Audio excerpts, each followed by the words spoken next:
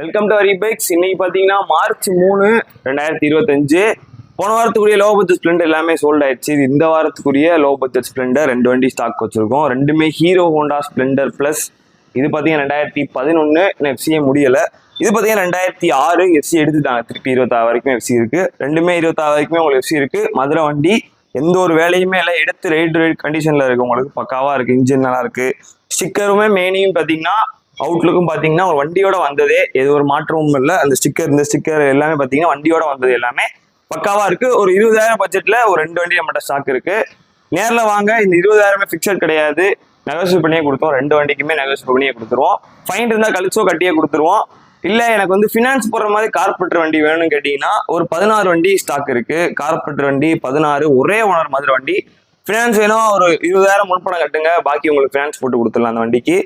இந்த 3 வண்டி இருக்க இடம் பார்த்தீங்கன்னா ஹரி பைக்ஸ் மதுரை. மேலும் தகவலுக்கு கீழே திரும்ப கான்டாக்ட் பண்ணுங்க.